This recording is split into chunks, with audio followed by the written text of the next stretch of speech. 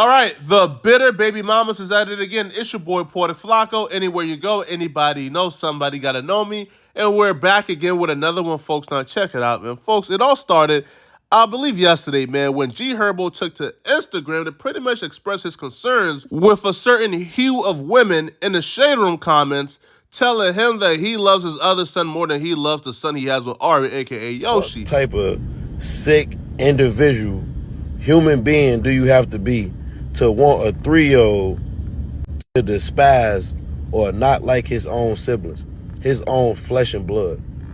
I don't get it. Like, a mother's relationship with a child and a father's relationship with a child are two totally different relationships, and they can never intersect between each other. Like, a mother's love and a father's love is two totally different things. And when it comes to children, as a parent, you're going to love your children unconditionally. And as a sibling, if the parent loves all the kids unconditionally, the kids are going to love each other unconditionally. Why the fuck would that ever even be a thought in somebody's mind? Go on about this shit all day, like on and on. But why do y'all continue to, like, create this narrative as in, oh, me as a father, I'm having kids.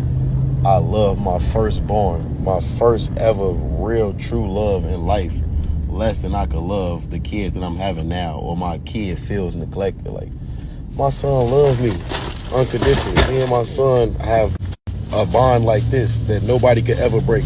Nobody in the world could ever break that bond, and he know that. So why the fuck do y'all people who I never met, who don't even know me or my son, think y'all could really define the relationship? So after Ari, the bitter baby mama, the logo for the shade room comments, she went ahead and responded back to those touching, loving, caring words from a caring father. She decided to respond back with some mess, man. She says, "How about to tell the truth for once?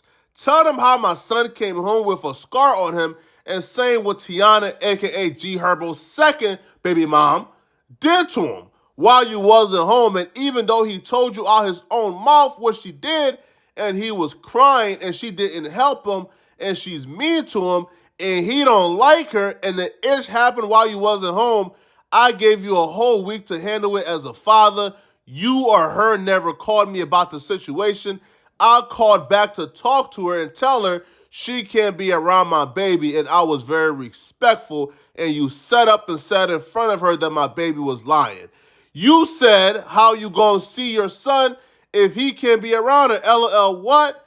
That's why you haven't seen your son for real, and that's why he probably don't want me to have no other kids, because the way your other baby mama treats him, when you finally came to where we live, you got him for one day, posted on Instagram, and left. Let's tell it all. Now, first off, man, this is why y'all shouldn't have babies with these hood rats, these hood boogers.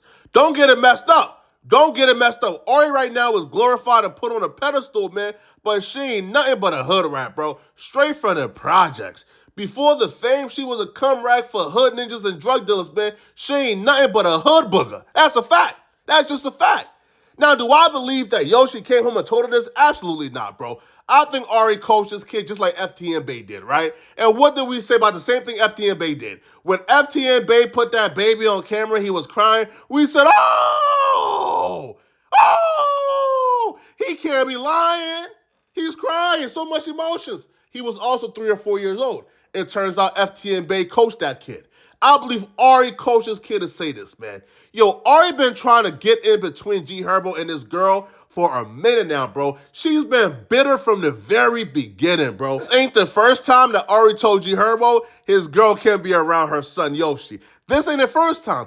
Even before these accusations, she was still doing the same hood booger rat-ish. She's messy and vindictive. She thinks holding this man's son is gonna hurt him more than it hurts her son, right? Think about it, man. Moneybag, yo, her boyfriend can see her son. Moneybag, yo, her boyfriend can be around her son, be in the same crib as her son. Moneybag, yo, her boyfriend can be all around that kid. But G Herbo's girlfriend can't be around her son. Think about that hypocrisy right there, right? To be honest, it may not even be about Taina. It could just be when it comes to these hood rats, right? When they get a new boyfriend, when they enter into new relationships, these hood boogers want to erase their whole receipts, their whole past, right? So what do? They want to recreate the perfect family structure they don't have. They want to recreate that all-American white picket fence family structure of one mom, one dad, and the baby. She's trying to ask G Herbo out the picture and make the new street ninja who's smashing her lately, which is Moneybagg Yo. She want to pretend like Moneybagg Yo is her child's father because she's quote-unquote in love with him. We see this happen consistently with these bitter baby mamas trying to pretend like the father don't exist because they get into a new relationship and want to erase their whole past. Bro, we just seen it with the Chad Reed situation. Chad Reed was an active father, man. Went to court, sought custody. The court gave him custody agreement, right? He was honoring it and everything. He was on time and active, man. But the moment the mother got into a new relationship with William Kyle Carruth, the moment she got into a new relationship, guess what she started doing now? She starts not honoring the custody agreement now. She's not dropping off the man's son when she's supposed to. All right, she's not honoring custody agreement at all. She's starting to hold the man's son away from him because she wants to pretend like her new man, that's the kid's father. She want to ask the son's father out the picture because she wants to pretend like she got the all-American family structure. She wants to wear that white dress again when it's too late. Your whole past already exists. So one Friday, when Chad Reed, again, is supposed to pick up his son every Friday from school, she takes his son out of school early so Chad Reed can't pick up his son. So then Chad Reed, who is now left befuddled and confused because she keeps on doing this. He even petitioned the court to help, but they won't help. Police officers won't help. So he finally said, you know what, bro? I have to work with her, man. So he called her and said, listen, man, what's going on, man? Like, yo, you've been holding my son away from me for like damn near a couple months now. I'll petition the court. They're not helping me out, bro. Where is my son on this Friday? Is there a custody agreement? Please honor it. I have to beg you to honor it because the court won't force you to honor it. So what's going on? Where's my son? She said, oh, the son is with a family member. I'm going to drop him off in an hour. An hour goes by, she's nowhere to be found. 2 hours, 3 hours, 4 hours, the man's son and her is nowhere to be found. Chad Reed finally had enough to say, okay, I'm going for my son.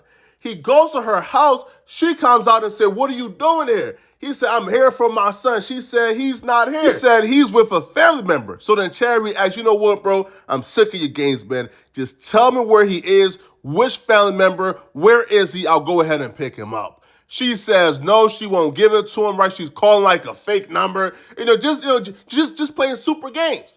So then the Captain Save-A-Thought, right, the stepdaddy comes out with a gun, telling Chad Reed to leave. So Chad Reed just got, I'm talking about just enraged, super frustrated, right? Trying to grab the gun away, the stepdad shoots him and kill him. And guess what, folks? Now she wins. Again, folks, real life story. The stepdaddy shoots and kills him for trying to get his son. The stepdaddy, William Kyle Carruth, he is the ex-husband to the judge of the little district they're in. So he don't get charged for nothing. She wins, right? And now she can go back and pretend like, yo, I don't have a whole pass. I don't have a whole receipt, right? All my kids are by the same man. Now she can pretend like the stepdaddy is that kid's father after the real father was killed trying to get his son, trying to honor the custody agreement, man. Right? So this situation right here, man, is a really dire thing, yo. Y'all don't understand, yo, like, these bitter baby mamas, they're really, really dangerous, bro. Listen, man, I applaud guys like G Herbo, like Chad Reed, who died trying to see his son. I really encourage anybody to type in CHADREAD, Chad Reed, and then Kyle Carruth is William Kyle Carruth, CARRUTH. Definitely type that into Google, man, and just take a look at the video, bro. Again, everything is all on camera. Take a look at that video, man. That's what fathers have to go through because the system is made for them to fail, yo. D. Herbo has to go through this because the court system would never help him. Chad Reed died going through this because the court system didn't help him, man.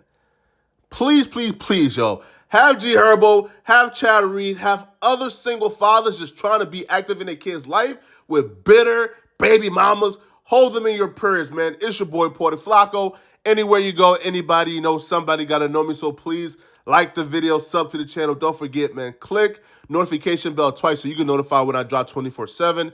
It's your boy Portic Flacco. I'm out of here, folks. Peace.